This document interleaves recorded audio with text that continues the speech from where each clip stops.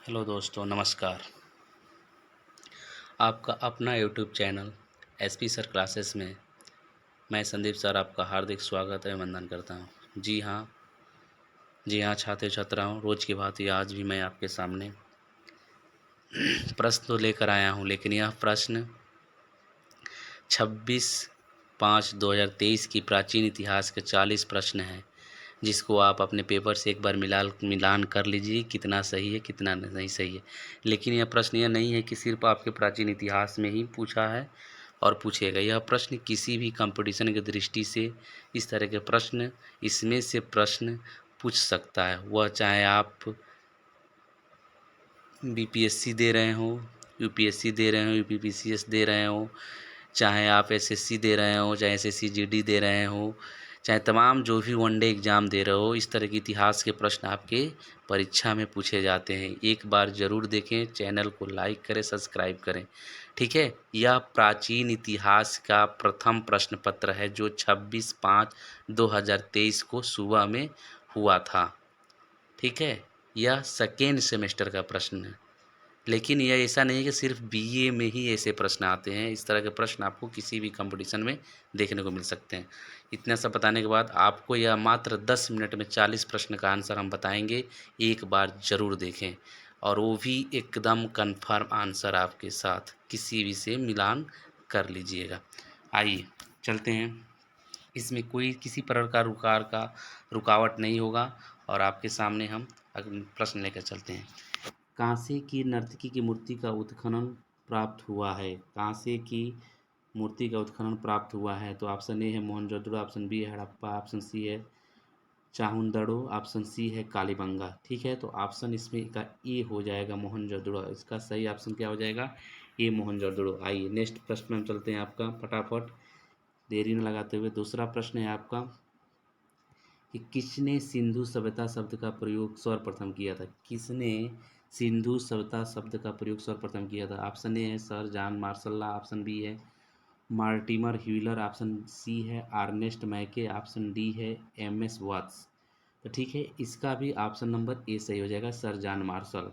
Sir John Marshall ही इसके सही पहली बार सिंधु सभ्यता का शब्द का प्रयोग किया था। आइए नेक्स्ट प्रश्न पे आपके चलते हैं फटाफट। कह रहा है अगला प्रश्न कि लोथल कहाँ है। लोथल किस राज्य में स्थित है? इस समय वर्तमान में लोथल किस राज्य में स्थित है? ऑप्शन ए क्या, गुजरात, राजस्थान, पाकिस्तान, हरियाणा। तो जी हाँ दोस्तों, इसका आंसर आपके सामने है, आपके जस्ट आंखों के सामने चल रहा है। इमेजिन कीजिए, लोथल गुजरात का एक बंदरगाह है, गुजरात में यहाँ स्थान पड़ता है, ठीक है, लोथल। तो ऑप्शन नंबर इसका ये सही हो जाएगा। आइए चलते हैं नेक्स्ट प्रश्न पे। नेक्स्ट प्रश्न आपके सामने है, इसका कालीबंगा स्थित है कहाँ? Gujarat, option B Rajasthan, option C Punjab, option D है हरियाणा। तो ऑप्शन बी राजस्थान, राजस्थान में पड़ता है कालीबंगा, ठीक है। आइए चलते हैं नेक्स्ट। महाभारत, महाभारत मूलतः किस रूप में जाना जाता है? ऑप्शन ए है बृहद कथा, ऑप्शन सी है ब्राह्मण, ऑप्शन सी है बृहद संहिता, ऑप्शन डी है जय संहिता। तो इसका आंसर आपके सामने है एकदम। महाभारत को जय संहिता के नाम से जाना जाता है, क्या इसका पुराना नाम भी जय संहिता है, ठीक है। आइए चलते हैं नेक्स्ट प्रश्न पे।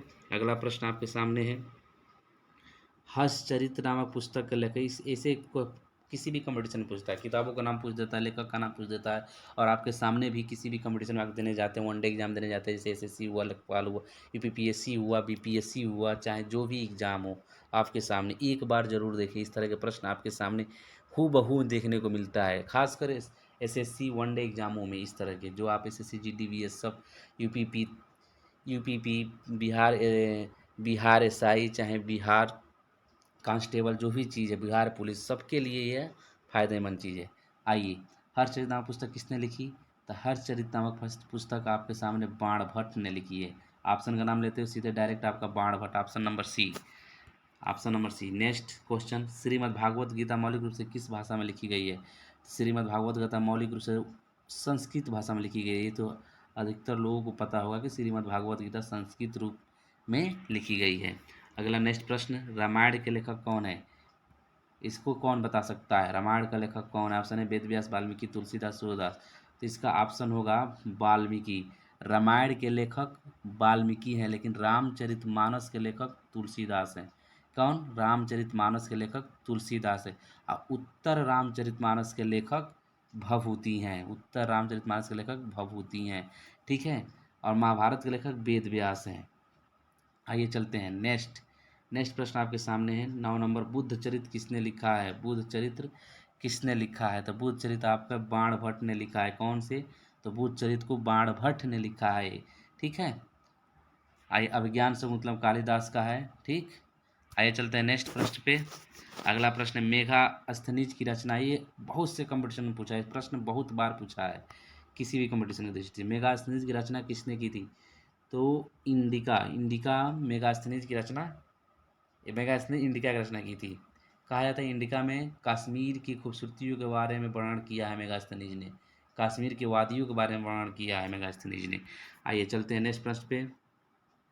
नेक्स्ट प्रश्न है रामायण में कुल कितने कांड है? रामायण में कुल कितने कांड है? तो रामायण में कुल 7 कांड है। रामायण में कुल कितने कांड है? तो रामायण में कुल 7 कांड है। ऑप्शन नंबर ए सही हो जाएगा। ठीक है। जिसको पता होगा वो सातों कांड का नाम कमेंट बॉक्स में ज़रूर लिखेगा। आइए नेक्स्ट अगला, रामायण के प्रथम कांड का क्या नाम है? रामायण के प्रथम कांड का क्या नाम है? क्या बालकांड, अरण्यकांड, सुंदरकांड, उत्तरकांड? तो रामायण के प्रथम कांड का नाम है बालकांड। बाल लीलाओं का इसमें रामायण में रामचरितमानस में जो चीज़ें लिखी गई उसमें रामायण बालकांड है। ठीक है।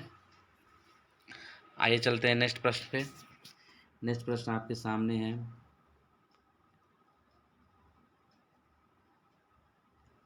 अगला प्रश्न। अगला प्रश्न है आपका आदि काव्य के नाम से किसे जाना जाता है? Option A Gita, option B Ramayana, option C Mahabharata, option C Bhagavat Purana. तो आदि काव्य के नाम से रामायण को जाना जाता है। आदि काव्य के नाम से रामायण को जाना जाता है। ठीक है। ऑप्शन नंबर 20 का सही हो जाएगा। ऑप्शन आइए नेक्स्ट प्रश्न में महाभारत की रचना किसने की थी? तो महाभारत की रचना आपके सामने है। अभी अभी अगले क्वेश्चन में हम बताए थे कि महाभारत की रचना आपकी वेद व्यास ने की थी। ऑप्शन नंबर ए इसका सही हो जाएगा। ऑप्शन नंबर ए इसका सही हो जाएगा। नेक्स्ट प्रश्न पे आते हैं आपके, किस वैदिक साहित्य में वर्ण प्रणाली का उल्लेख है? किस वैदिक साहित्य में वर्ण प्रणाली का उल्लेख है? तो आइए, क्या ऋग्वेद, क्या यजुर्वेद, क्या सामवेद, क्या अथर्ववेद? तो ऑप्शन ए ऋग्वेद में वर्ण प्रणाली का उल्लेख किया गया है। ऋग्वेद में वर्ण प्रणाली का उल्लेख किया गया है। नेक्स्ट प्रश्न आपके सामने है ऋग्वेद में कितने सूक्त हैं? ऋग्वेद में कितने सूक्त हैं? क्या 1028, क्या 1027, क्या 1026 या इनमें से कोई नहीं? तो क्या कौन सा ऑप्शन इसमें से सही हो जाएगा? बताइए आप। Option number A, option number A इसमें सही हो जाएगा। 1028 सूक्त हैं। ऋग्वेद में 1028 सूक्त हैं। आइए चलते हैं नेक्स्ट प्रश्न पे। अष्टाध्यायी के रचयिता कौन है? अष्टाध्यायी के रचयिता कौन है? ऑप्शन ए है मनु, जिसने मनुस्मृति लिखी। ऑप्शन बी है नारद, ऑप्शन सी है पाणि, ऑप्शन डी है कालिदास। तो इसका आंसर हो जाएगा ऑप्शन सी, पाणिनि ने अष्टाध्यायी को लिखा है। कालिदास ने मालिकाग्निमित्रम भी लिखे हैं, रघुवंशम भी लिखे हैं कालिदास ने। ठीक है। आइए चलते हैं नेक्स्ट प्रश्न पे। अगला, गायत्री मंत्र का उल्लेख किस वेद में किया गया है? गायत्री मंत्र का उल्लेख किस वेद में किया गया है? ऑप्शन ए ऋग्वेद में, यजुर्वेद में, सामवेद में, अथर्ववेद में? तो गायत्री मंत्र का उल्लेख सर्वप्रथम ऋग्वेद में किया गया। ऋग्वेद के 9वें मंडल में जो सविता नामक देवता को समर्पित है, जो सूर्य की पत्नी है, उनके लिए गायत्री मंत्र का उल्लेख किया गया है। गायत्री मंत्र का उल्लेख ऋग्वेद में सर्वप्रथम किया गया है, ऋग्वेद के। ठीक है। आइए चलते हैं नेक्स्ट प्रश्न पे। नेक्स्ट प्रश्न आपके सामने है ऋग्वेद में सबसे महत्वपूर्ण देवता है? ऋग्वेद में सबसे महत्वपूर्ण देवता है क्या अग्नि, क्या पशुपति, क्या विष्णु, क्या इंद्र? तो ऋग्वेद में सबसे महत्वपूर्ण देवता जिसको माना गया वो है आपके देवता है इंद्र देवता। इंद्र देवता को ही ऋग्वेद का सबसे महत्वपूर्ण देवता माना गया। ऑप्शन नंबर डी, डी इसका सही हो जाएगा। आइए नेक्स्ट प्रश्न पर, ऋग्वेद में बीदथ का उल्लेख कितनी बार मिलता है? विदत का उल्लेख कितनी बार मिलता है? क्या 8 बार,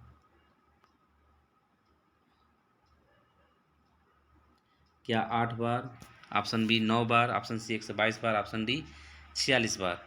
तो आइए इसका ऑप्शन नंबर आपका सी हो जाएगा। 122 बार इसका उल्लेख हुआ है, विदत का उल्लेख हुआ है ऋग्वेद में। इसका मतलब होता है ग्राम या समुदाय, ग्राम या समुदाय होता है इसका अर्थ। अगला प्रश्न है आपके सामने। नेक्स्ट प्रश्न, निम्न में से कौन सा वैदिक साहित्य का अंग नहीं है? निम्न में से कौन वैदिक साहित्य का अंग नहीं है? ब्राह्मण साहित्य, आरण्यक सूत्र साहित्य, उपनिषद। ऑप्शन ए इसमें का सही हो जाएगा। आइए नेक्स्ट प्रश्न पे आते हैं। सत्यमेव जयते नामक कथन का उल्लेख किस उपनिषद में किया गया है? ऑप्शन ए इस उपनिषद, मुंडको उपनिषद, प्रश्न उपनिषद, केन उपनिषद। जिसको हम हमेशा आप देखते हैं सत्यमेव जयते सुनते हैं, लेकिन यह नहीं पता है आपको कि यह किसका कथन है और कहाँ से लिया गया है। तो इसका ऑप्शन हो जाएगा option number 2 option B Mundaka Upanishad से इसको लिया गया है। ठीक है, सत्यमेव जयते यानी हमेशा सत्य की क्या हो, जय हो, सही सत्य की जय जयकार हो, सत्य का लोग गुणगान करें। ठीक है, सत्य हमेशा सत्य पे क्या हो, हावी हो, यह इसका आंसर हो जाएगा। आइए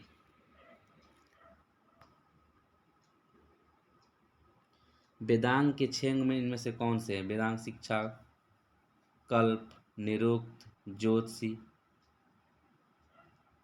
ये सभी हैं, ये सब हैं वेदांग के 6 अंग। ठीक है, आइए ऑप्शन नंबर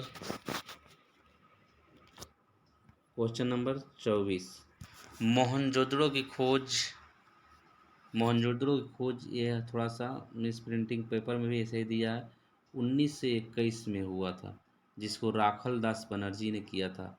ऑप्शन नंबर, और राखल दास बनर्जी ने 1921 में किया था। ठीक है, आइए चलते हैं नेक्स्ट प्रश्न पे। अगला प्रश्न आपके सामने है, ऋग्वेद में कुल कितने मंडल हैं? ऋग्वेद में कुल कितने मंडल है? ऑप्शन नंबर सी, क्या ऋग्वेद में कुल कितने मंडल है? 7, 8, 10, 11। तो ऑप्शन आपका सही हो जाएगा 10, ऑप्शन नंबर सी। ऋग्वेद में कुल 10 मंडल हैं।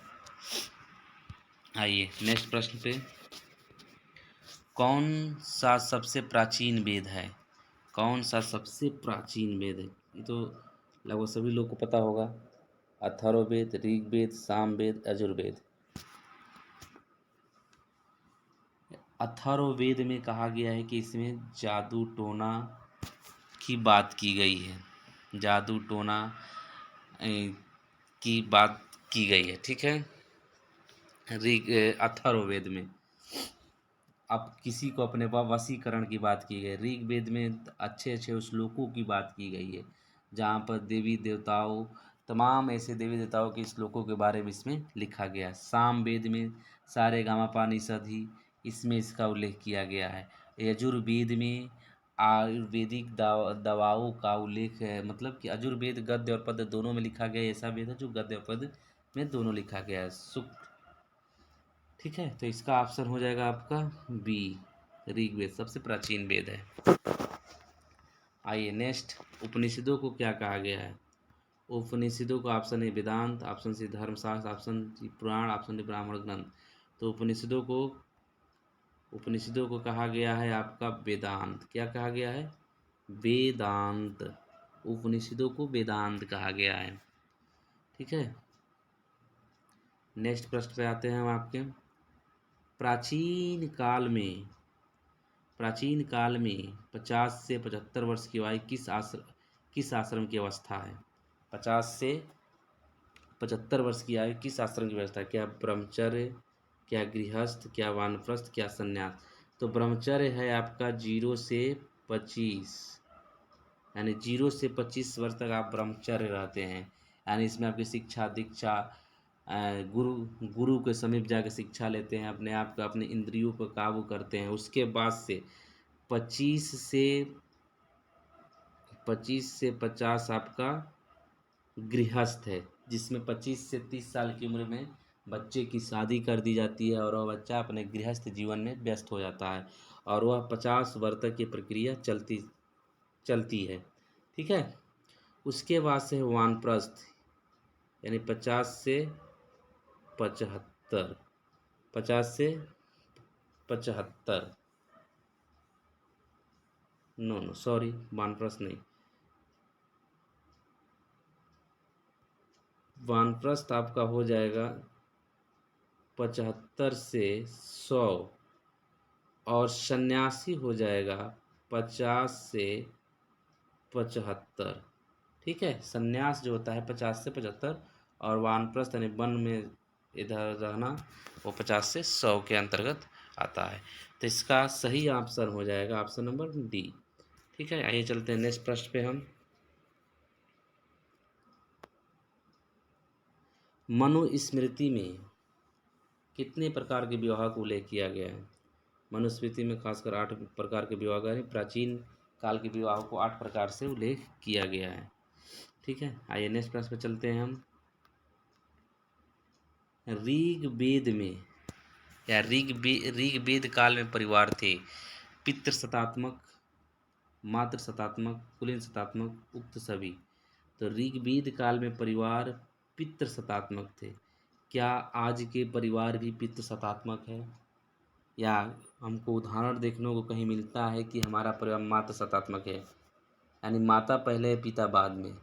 नहीं, आज भी उसी धारणाओं पे हमारा ये सामाजिक ढांचा बना हुआ है। हम कहीं भी किसी को जाते हैं तो किसी भी व्यक्ति द्वारा पूछा जाता है कि आप किसके पुत्र हैं, तो वहाँ पे सीधे क्या आ जाता है, पितृ शतात्मक परिवार की भावना हमारे अंदर आ जाती है कि हम फला व्यक्ति के क्या हैं, पुत्र या पुत्री है। इसलिए आज भी हमारा समाज पितृ शतात्मक परिवार की ओर ही अग्रसर है। ठीक है, तो इसका आंसर हो जाएगा पितृ शतात्मक।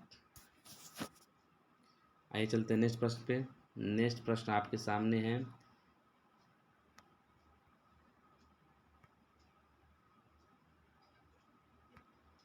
निम्न में से निंदनीय विवाह कौन सा था? आर्ष विवाह, प्रजापति विवाह, गंधर्व विवाह, उक्त सभी। इसमें तो हम कहेंगे उक्त सभी होगा। ठीक है, गंधर्व विवाह आज का जो आप प्रचलन मानते हैं अपने हिसाब से, लिव इन रिलेशनशिप जिसको आप कहते हैं, इसका ऑप्शन नंबर 31 का डी सही हो जाएगा। आइए नेक्स्ट प्रश्न पे चलते हैं। उपनिषद लिखित है धर्म पर, योग पर, विधि पर या दर्शन पर? तो जो आपका उपनिषद है वह दर्शन पे लिखा गया, दर्शन एवं ज्ञान पे लिखा गया है। ठीक है, आइए चलते हैं नेक्स्ट प्रश्न पे हम। 40 प्रश्न हैं तो थोड़ा सा वीडियो हल्का सा बड़ा हो रहा है। भाग और बलि क्या थे? भाग और बलि क्या थे? शासकीय विभाग, धार्मिक अनुष्ठान, सैनिक विभाग, राजस्व। तो इसका ऑप्शन हो जाएगा डी, राजस्व के साधन थे। भाग और बलि क्या थे? राजस्व के साधन थे। ठीक, आइए नेक्स्ट प्रश्न पर चलते हैं। संस्कारों की कुल संख्या कितनी है? क्या 10, 12, 15, 16? तो कहा जाता है ना, हिंदू धर्मग्रंथों में 16 संस्कारों की बात की गई है। तो इसका ऑप्शन हो जाएगा 16 संस्कार। 16 संस्कार जिसमें आपका मुख्य है जन्म, कर्म, नामकरण, चूड़ाकरण, उसके पहले आता है गर्भाधान, पुष्पान, उसके बाद तमाम ऐसे इसमें संस्कार हैं। लास्ट में आता है आपका मोक्ष, उसमें आपका एक जो बहुत से कुलीन वर्गों में होता है उपनयन संस्कार, जो 11 नंबर पे आता है। ठीक है, तो संस्कारों की संख्या आपकी डी है 16। नेक्स्ट प्रश्न है, वैदिक देवमंडलों में कौन देवता युद्ध का देवता माना जाता है? तो वैदिक देवमंडलों क्या वरुण, क्या इंद्र, क्या मित्र, क्या अग्नि? तो वैदिक देवमंडल में हमेशा जो भी देवता हुए इंद्र को आगे करके उनको युद्ध की देवता, यानी कहीं से भी किसी भी असुर से युद्ध होता है तो इंद्र उसमें आगे रहते हैं और उनसे सामना करते हैं। ठीक है, आइए नेक्स्ट प्रश्न चलते हैं। नेक्स्ट प्रश्न आपके सामने है। नेक्स्ट प्रश्न, रामायण के किस कांड में राम और हनुमान की पहली भेंट का वर्णन है? रामायण के किस कांड में? ऑप्शन ए किष्किंधा कांड, सुंदर कांड, बाल कांड, उपयुक्त में से कोई नहीं। तो कहा जाता है कि रामायण में सर्वप्रथम भेंट जब छद्म रूप रख कर वह पता लगाने आते हैं कि जंगल में यह कौन व्यक्ति है जो तीर कमान लेकर इस तरह से विचरण कर रहा है, तो वहाँ से किष्किंधा कांड शुरू होता है। ठीक है, तो वह कांड है आपका किष्किंधा कांड, जिसमें बाली और सुग्रीव नामक दो वानरों के भाइयों के बीच की कहानी है, जिसमें उनके सहयोगी रहते हैं आपके हनुमान जी। ठीक है, आइए चलते हैं नेक्स्ट आपके हैं प्रश्न 37 नंबर। कौटिल्य प्रधानमंत्री थे किसके? क्या चंद्रगुप्त, विक्रमादित्य, अशोक, चंद्रगुप्त मौर्य, राजा जनक? तो ऑप्शन इसमें सही हो जाएगा, option C Chandragupta Maurya. Next प्रश्न में चलते हैं। एकलव्य का नाम आपने सुना होगा। एकलव्य किस गुरु के स्वघोषित शिष्य थे? एकलव्य ऐसे व्यक्ति थे जिसके कोई गुरु नहीं थे, लेकिन वह द्रोणाचार्य को अपना गुरु मानकर शिक्षा लेते थे। द्रोणाचार्य का मूर्ति बनाकर उनके सामने धनुष बाण का क्या करते थे? अभ्यास करते थे। ठीक है, तो इसमें ऑप्शन आपका हो जाएगा द्रोणाचार्य। ठीक, आइए नेक्स्ट प्रश्न पर चलते हैं हम। नेक्स्ट प्रश्न आपके सामने है 39। अर्थशास्त्र के लेखक कौन है? ये पॉलिटिकल साइंस का भी प्रश्न है। पॉलिटिकल साइंस में आपसे पूछा जाएगा कि अर्थशास्त्र के लेखक कौन है। अर्थशास्त्र के लेखक आपके कौटिल्य महोदय हैं। ठीक है, आइए नेक्स्ट प्रश्न पर चलते हैं। नेक्स्ट और आज का अंतिम प्रश्न, निम्नलिखित में से किस वैदिक सूक्त में 4 वर्णों का उद्गम का संदर्भ मिलता है? तो इसको आप पता लगाइएगा कि इसका आंसर क्या होगा। आप लोग पता लगा के कमेंट बॉक्स में ज़रूर लिखिएगा, बताइएगा। ठीक है, इस प्रश्न का आंसर क्या होगा। उसके बाद से अगर नहीं बताते हम तो हम इसका आंसर आपको बताएंगे। ठीक है, ये आज का आपका प्राचीन इतिहास का पेपर का आंसर की ही समझ लीजिए। ठीक है, एक बार मिलान कर लीजिए हमने कितना स्कोर किया है। ज़्यादा से ज़्यादा बच्चों को भी शेयर कीजिए, ज़्यादा से ज़्यादा बच्चों को बताइए कि हमारे सर ने प्राचीन इतिहास का आंसर की जारी किया, या और भी जितने भी पेपर होंगे उसके हम आंसर की बनाकर आपको देंगे। आप उससे मिलान कर लीजिएगा और अपने पढ़ाई को और मजबूत करने के लिए हमारे वीडियो को देखिए, शेयर कीजिए। अगर अभी तक आपने हमारे चैनल को सब्सक्राइब नहीं किया है तो ज़्यादा से ज़्यादा सब्सक्राइब करें, शेयर करें, लाइक करें। धन्यवाद, बहुत बहुत धन्यवाद।